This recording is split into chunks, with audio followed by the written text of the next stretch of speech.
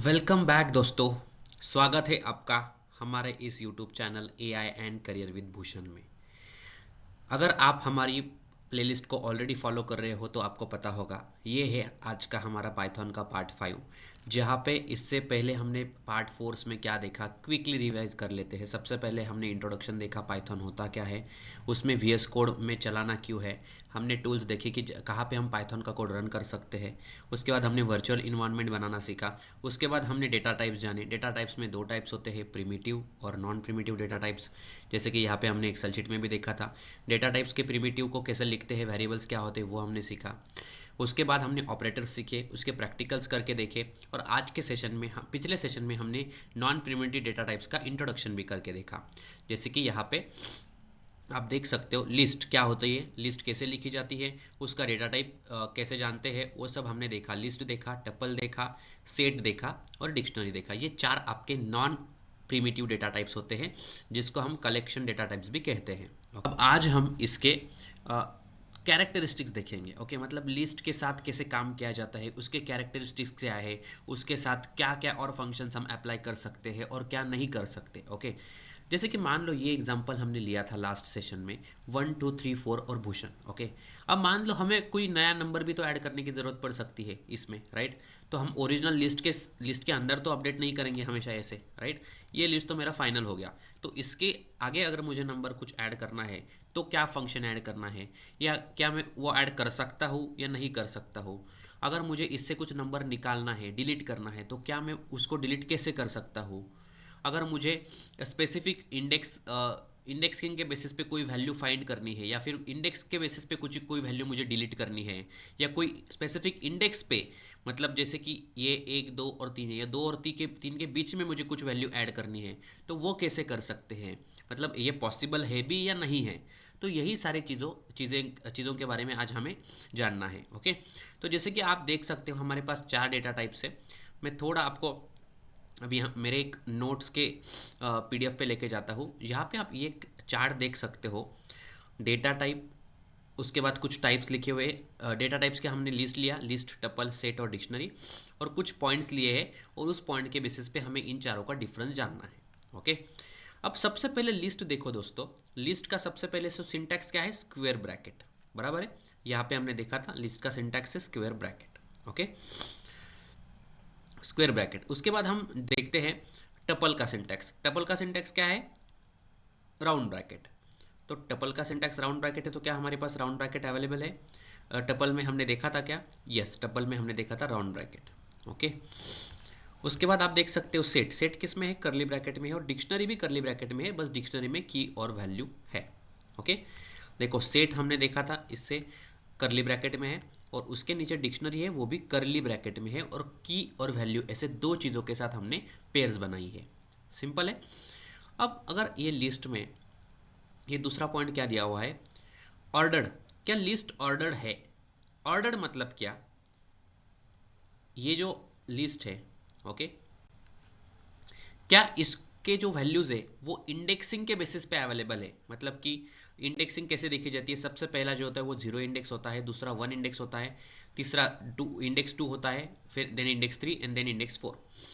अगर ये इंडेक्सिंग के बेसिस पे रीड की जा सकती है तो इसको हम बोलेंगे ऑर्डर्ड है। मतलब ये एक फ्लो में ऑर्डर्ड में मेंटेन की गई वैल्यूज़ हैं।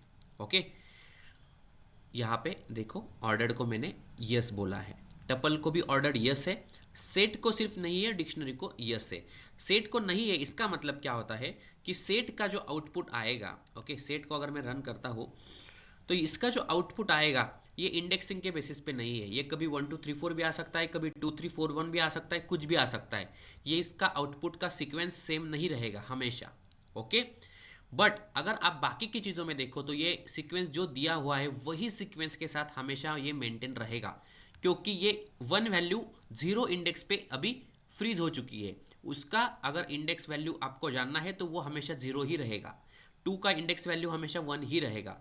तो इसी को कहते हैं ऑर्डर्ड।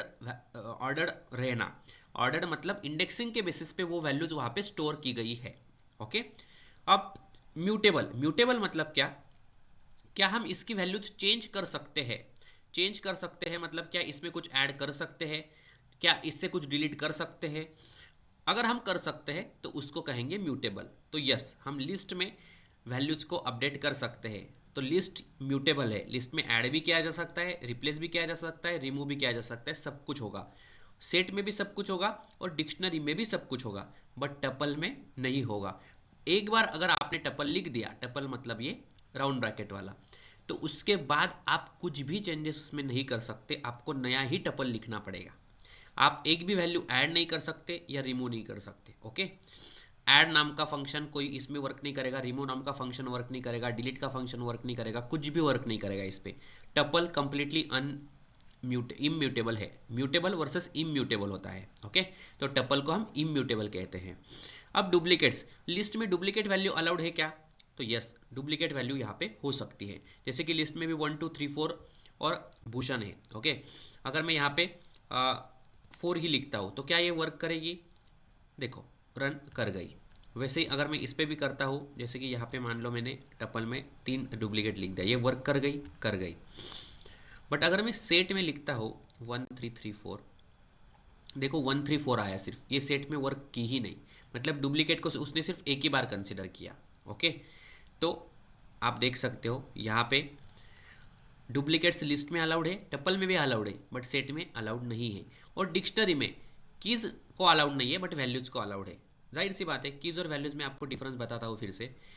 ये की मतलब क्या होता है? ये टाइटल हो गया ना आपके एक वैल्यू का, तो ये ऑब्वियसली हम रिपीट नहीं ले सकते, तभी तो वो हम उसको कॉल कर सकते हैं और हम जान सकते हैं कि इसमें किसका नेम क्या है। अगर हम नेम ही डबल लिख दे तो वो क्या ही वैल्यू कंसिडर करेगा, तो वो कैसे रीड करेगा, राइट? तो इसके लिए ये की रिपीट नहीं लिख सकते, बट यस, हम ये जो वैल्यूज़ है वो वैल्यू हम हमेशा रिपीट लिख सकते हैं।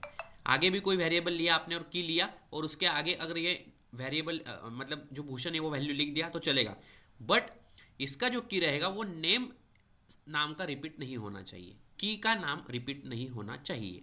वैल्यू आपकी रिपीट हो सकती है, ध्यान से पढ़ो, यहाँ पे दिया है डिक्शनरी का कीज रिपीट नहीं होना चाहिए, बट वैल्यूज आपका रिपीट हो सकता है, डुप्लीकेट हो सकता है।